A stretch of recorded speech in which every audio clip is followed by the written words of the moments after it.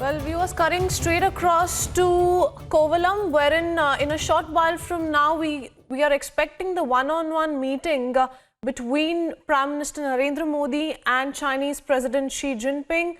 And those are the latest visuals that we're picking up. Also, our executive editor Abhishek Kapoor will be joining us in just a bit to take us through all of those details, the crucial details, and what all is exactly lined up today. Because remember, this comes right after yesterday, wherein crucial casual conversation took place between the two global leaders.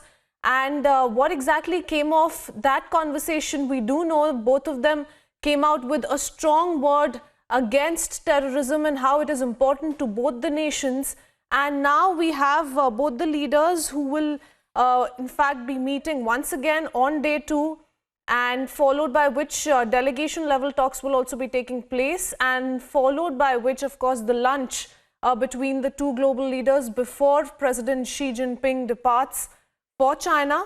And the latest visuals that we're picking up on the left side of your television screens. This is Fisherman's Cove in Kovalam, and those are the live visuals that we're picking up. But remember, the two leaders yesterday bonded over a tour of temples in Mahabalipuram. There were freewheeling talks which took place, followed by a cultural program and also dinner diplomacy, where we know that both of them came out with a strong word against terrorism and how it is very, very, very crucial to both the nations. And this is also important because remember how India is viewing China and its stand as far as the entire Kashmir issue is concerned, and how Pakistan is constantly trying to gather support of China as well on that front. And our executive editor Abhishek Kapoor joining us straight away, cutting across to him now. Abhishek, what's lined up on day 2? Because we saw what came off day 1, a very casual conversation there between the two leaders while taking a tour of the temples. Beautiful visuals we picked up. What can we expect today?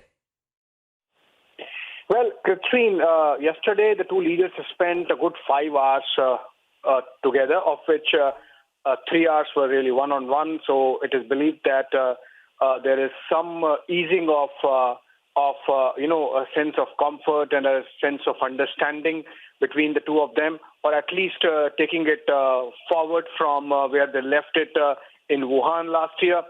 And today, of course, a little formal part of the informal summit, so to say, where first one-on-one for about 45 minutes. They are running a little behind schedule for them. And then there are delegation-level talks for about an hour. President Jinping has come with a very high-powered delegation, so you can expect that the broader understanding that has been reached between the two leaders in their one-on-ones should translate into some kind of long-term guidance to their respective bureaucracies through these delegation talks that will happen. Subsequent to which we are going to have a statement, separate statement from both the sides. The reason is in the informal summit there is no place for a joint declaration, and that is why there will be separate statements. That's how the days lined up from here till next couple of hours, because I believe as per the original time, 1:30 p.m. is when President Jinping is supposed to arrive at the Chennai International Airport and leave for his onward journey to Kathmandu, Nepal. But since they are running a bit late, it's possible that the departure might also be pushed by that much time. Having said that, what is important is that despite, like Wuhan happened despite the Doklam chill, Mahabalipuram has happened despite all the provocations that have come from the Chinese side over the last 2 months post India's decision to abrogate Article 370. And this means that while India perhaps has shown greater intent to keep things calm vis-a-vis China, China also, after Mahabalipuram, should go back with an understanding that while we as growing power in many ways compete with the Chinese, it should not really translate into India and China digging in trenches and turning that competition into dispute. So that's the whole idea behind this summit. And hopefully, by the time this whole process ends and the statements come in, both sides would show better appreciation of each other's concerns. And in any case, irrespective of occasional turbulences that the bilateral relationship faces, it is hoped that mechanisms, more importantly, would be put in place to take care of those turbulences. Christine. Right. Absolutely, Abhishek. And not to forget how exactly the day started as far as Prime Minister Narendra Modi is concerned, how, he took the Fit India movement forward today. And on this day, when he's going to be meeting the Chinese president once again, he went ahead with that plog run along the beach there, and beautiful visuals there. And, constantly trying to emphasize on the fact that it is important to time and again reiterate what India believes in right now, Abhishek. And we saw how he gave that exceptional speech there in Houston as well, how so much of it was about remembering Mahatma Gandhi and his teachings and carrying it forward even today when he's going to be meeting Xi Jinping again. Well, Krithvi, since you mentioned Mahatma Gandhi, Prime Minister Modi lived a part of it earlier in the morning in between his meetings with Xi Jinping when he flogged at the Mahabalipuram beach outside the resort where he was staying.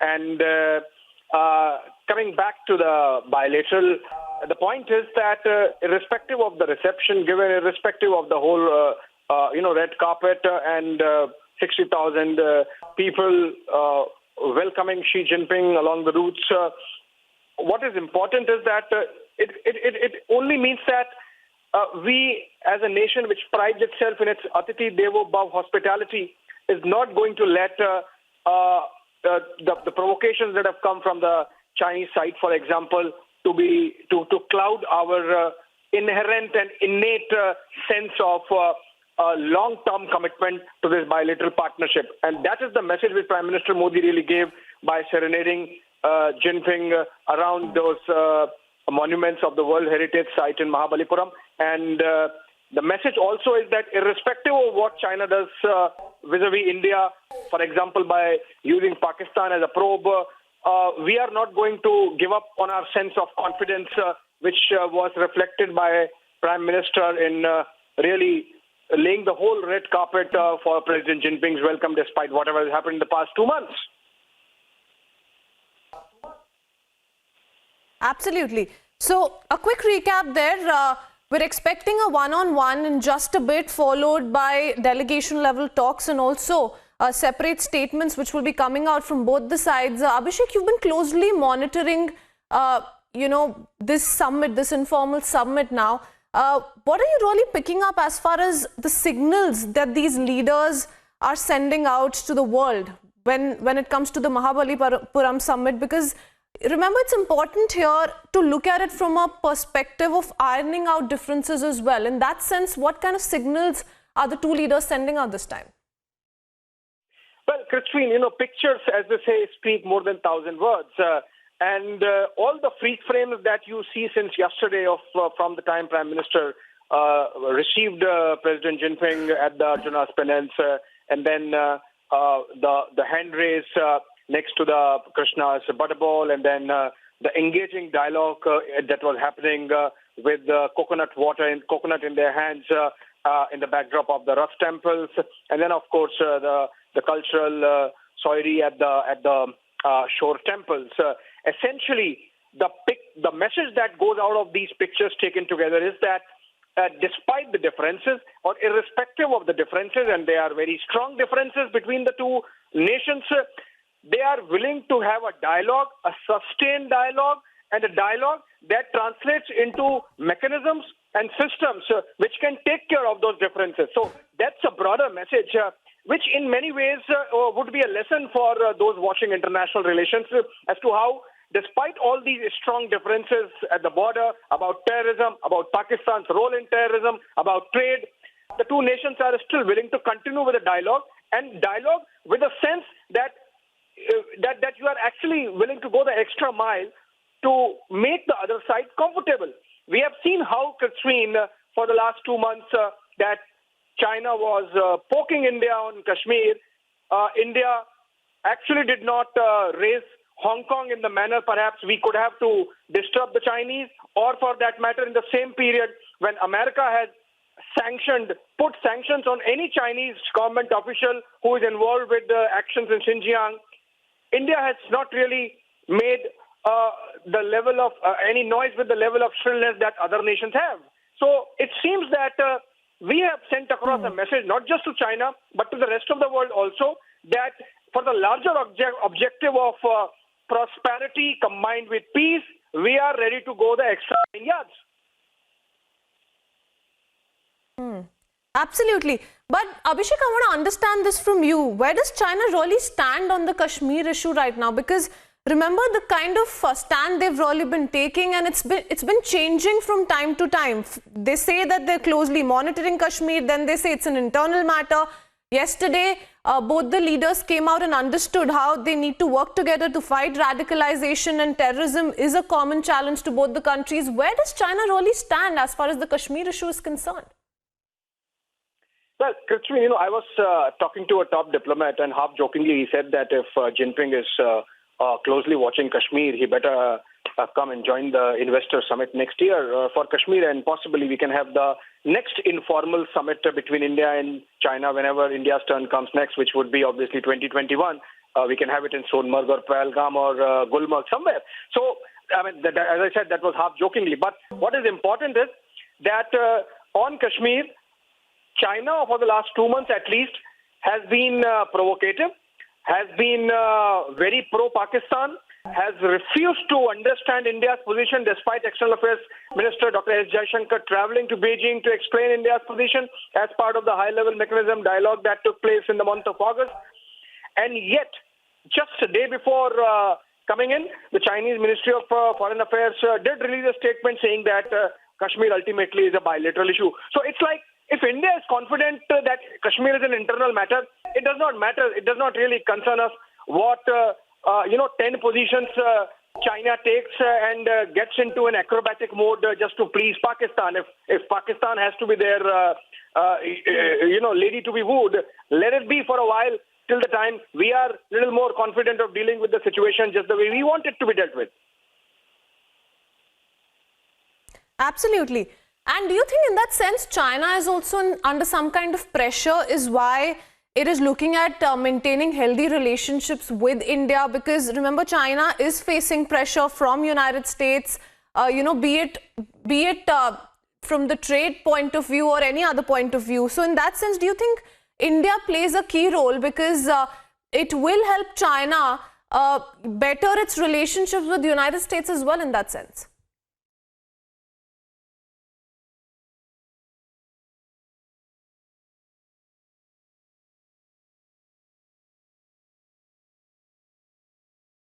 We'll try and reconnect with Abhishek, who's giving us updates straight from Kovalam, where in just a bit we are expecting Prime Minister Narendra Modi and President Xi Jinping to be holding one-on-one talks, followed by delegation-level talks which will be taking place. And like Abhishek also pointed out, that both the countries will issue separate statements, because remember, this is an informal summit after Wuhan. Very, very important developments taking place as far as day one and both day two are concerned. Today, after holding delegation level talks and coming out with those statements, Chinese President Xi Jinping will be leaving. And what has come of the meeting yesterday is very, very important, because India and China have agreed that they need to work together to fight radicalization, and terrorism is also a common challenge to both the countries.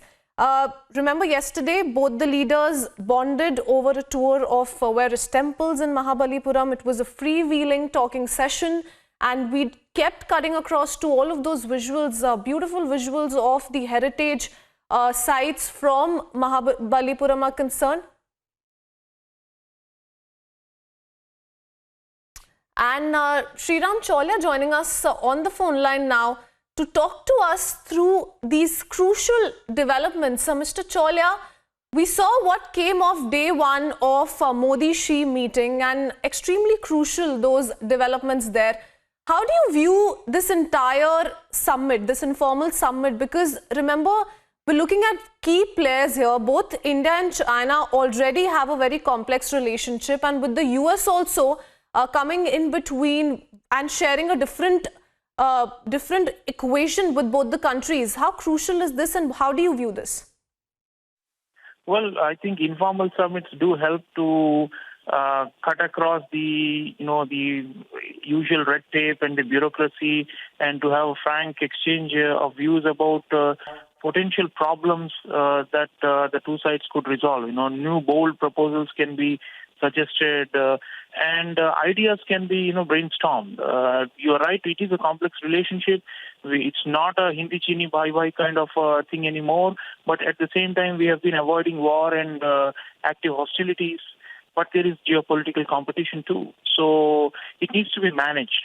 So I think the Prime Minister and Xi Jinping have now made it a practice to have this, and I'm sure there may be a third informal summit too sometime next year. And the whole idea is, I think, what they call strategic communication, which means, understanding each other's red lines and sensitivities, and frankly telling the other side to step back on some issues which might be treading on each other's toes, and also trying to resolve, the long-standing issues, not just the border problem, but also, conflict in Afghanistan, for example, China-India +1. This was proposed at Wuhan, and the idea was there was going to be triangular cooperation where we will choose a third country and China and India will jointly work to stabilize those countries.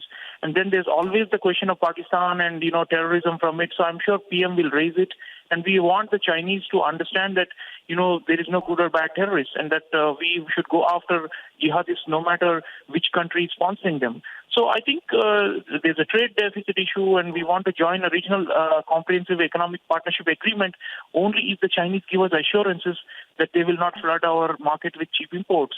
So a lot of these, and the Chinese have their own issues because they claim that Article 370, was a unilateral move, and they have made some noises in favor of Pakistan.